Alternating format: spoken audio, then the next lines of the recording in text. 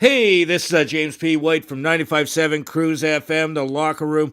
Welcome to the Jedi Jimmy podcast.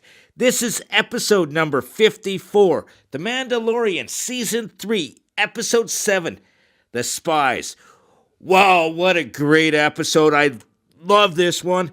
But this episode of the podcast, not only am I going to be dealing with The Mandalorian, I'm also going to be talking about Star Wars Celebration that was last weekend. What a great thing that happened. So many big things were announced. First of all, I'm going to start with the episode. So as I said, it's called Spies. It starts on Daiyu, the planet that Obi-Wan first went to save Leia in the Obi-Wan series. That was actually a really cool bit there. But we jump to Elia Kane. She's the former communications officer that is now supposedly part of the Republic. She's walking through the dark areas, the back alleys, and she meets up with an Imperial probe droid where she starts communicating with Moff Gideon. I called it. I knew she was a piece of crap. But she gave an interesting number as a code phrase. It was the Stormtrooper number. It was TK 2755. What I found kind of interesting about that is, if you remember from Star Wars Episode 4, The New Hope, Luke's Stormtrooper number was TK421. I just thought that was an interesting way of showing the time frame of between the two locations. So when she's talking to Moff Gideon, she tells him everything she knows about the Mandalorian uprising and their alliance between the Children of the Watch and Bo-Katan's group. Now, when she's talking to Moff Gideon, when he's done, he's in this base where he's walking through this tunnel where there's a bunch of clone tubes where he does the experiments. If you remember, those same tubes were on I believe it was The Last Jedi, when they show all the clone attempts to bring back the Emperor. So that's, if you remember, this is about 25 years before The Last Jedi. So we find out that he's working with a lot of former Imperial leadership. They're trying to bring back the Empire secretly. But they talk about Grand Admiral Thrawn a lot. And there's a lot of hints to him coming back. I know he's coming back. They're going to introduce him before the end of this series, which is the next episode. But they also introduce a Commandant Hux. And this is 25 years before Force Awakens. And if you remember, General Hux is during the Force Awakens. He's part of the First Order. And so this guy that they're talking about now is General Hux's father. They also talk about the Project Necromancer. That is a clone project in which they're trying to resurrect the Emperor. So they talk a lot about that in this, which I thought was kind of cool. Now, the Leadership Council, they're called the Dark Council.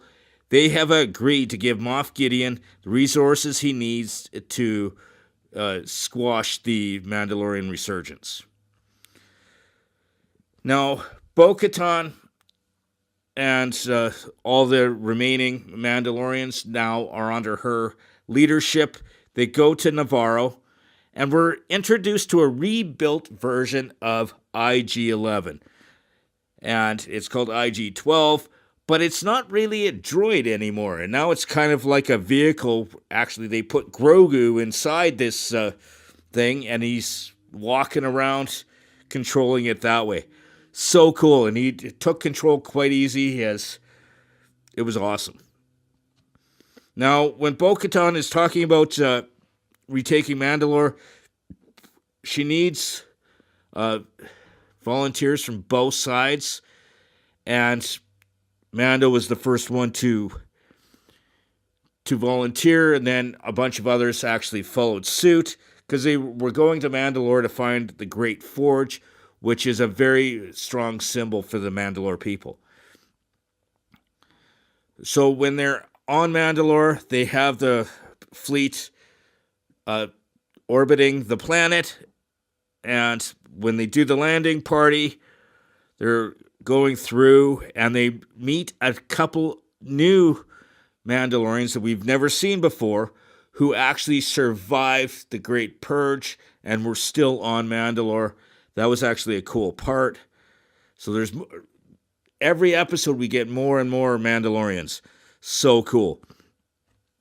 So on their journey to try to get to the Great Forge, they're on this kind of sail barge thing. And Paz Vizsla and Axe Wolves, they get into a huge argument, but neither side could interfere. There's only one person that did. It was actually Grogu in the IG-12 suit. He stood between them and took control. That was actually really cool on his part. So the survivors that needed medical help, the armorer took them to the fleet so they can get medical help. And when they're on their way to the forge, as I predicted, there was a group of Mandalorians that did attack. I knew this was going to happen. They were a group that not only worked with Darth Maul, but they were enemies of the Mandalorians right from the very beginning. During the Clone Wars, they actually joined the Empire. It was awesome. But another thing that happened was just before we get to the Great Forge, who makes an appearance, which I did actually predict, was the Mythosaur.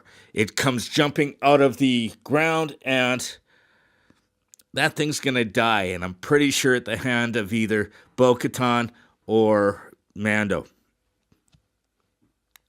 So when they go to the city where the Great Forge is, Moff Gideon is there with a ton of his Mandalorian troopers, and he has a new set of armor. It's a Dark Trooper suit, which is made from Beskar, but the design of his suit is very similar to that of Gar Saxon from the Clone Wars, especially with the helmet with the spikes on it. But Gar Saxon himself was actually killed by Sabine Wren in the Rebels series. That's how she took control over the Darksaber. Now, Gideon orders the attack to the Mandalorian fleet. He wants to get rid of the Mandalorian uprising at all. We don't see that at this point, but he also does capture Mando, and then what's his name? Gar Saxon was trying to help the rest of the Mandos escape, and he ended up dying, being killed. But he sacrificed himself so that the other people could escape. But he was actually killed by the Praetorian Guard. If you know what they are, they're basically like the Emperor's Crimson the Crimson Troopers. But these were the guys from the we will see in The Last Jedi. They're the ones with like the staff weapons that are very similar to that of lightsabers. And they killed him. It was quite an intense scene. So throughout the entire episode, there was tons of teasers dealing with the First Order, and dealing with the resurrection of the Emperor, who died during the Return of the Jedi. But the interesting thing, because we're getting close to the end of the series, is the Mandalorian has a very specific formula. If you remember, at the end of every season so far, someone was captured, and then they were saved in the last episode. With the fact that Mando was captured in this one, you know he's going to be saved in the next one. I guarantee that. and I'm looking forward to seeing that as well. Now, stuff that I predict, predictions that I know that will happen. Wait, before I do that, previous predictions that I've given in previous episodes that I got right. Elia Kane was working with Moff Gideon. And also, I did say that Moff Gideon was going to show up, and here he was.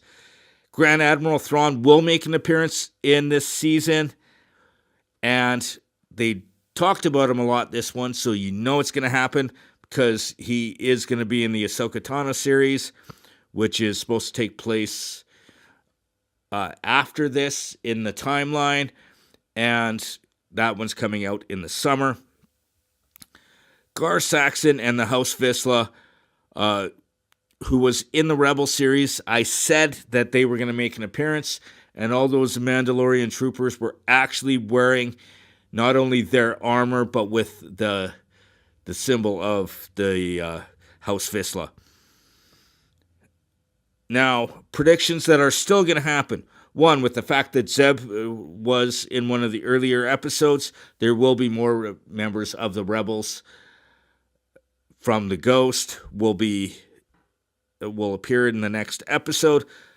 Ahsoka will definitely make an appearance. I guarantee this in the last episode as well. Boba Fett, remember, they're trying to bring all the Mandos together, and Boba Fett should make an appearance to help save his friend Mando. And again, Ahsoka. We'll see her for sure. Now, before I go, I said this was going to be a special episode because I was going to talk about the stuff that happened in Star Wars Celebration. First of all, they announced 3 new movies coming out.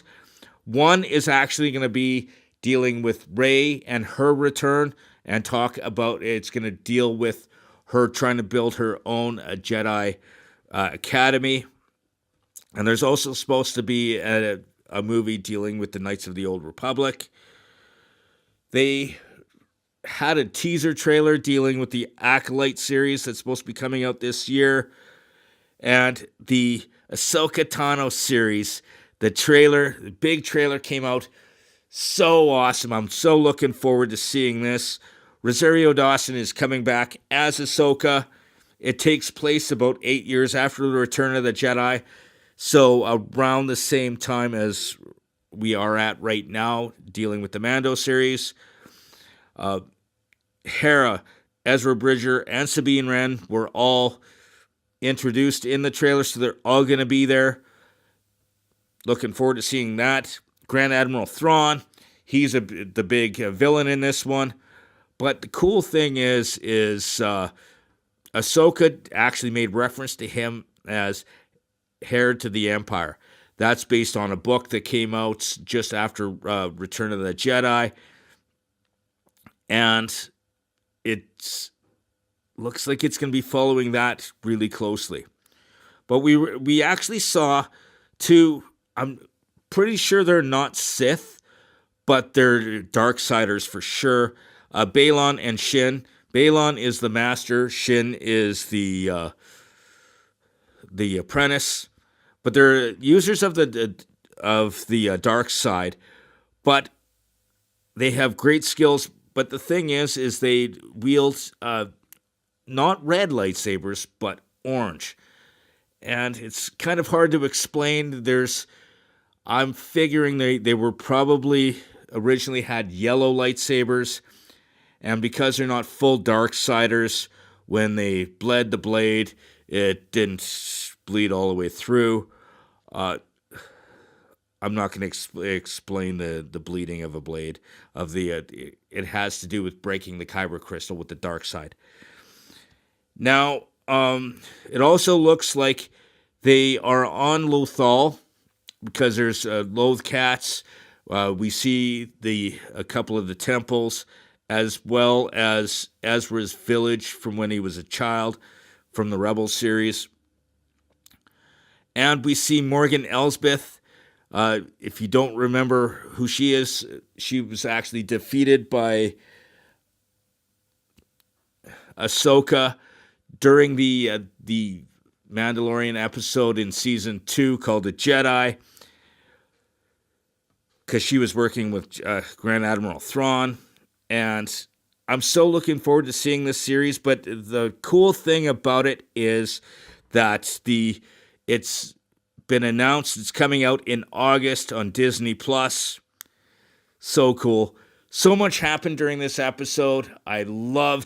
Not only did I love all the stuff going on with the Star Wars Celebration, but we're at the second last episode. There's only one episode left, baby, and I'm looking forward to seeing it.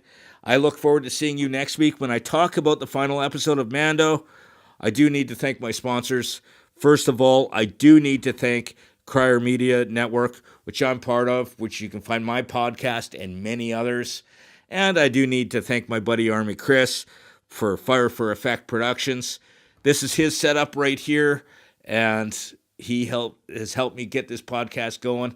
I love every second of it. I look forward to seeing you next week, and may the Force be with you, always.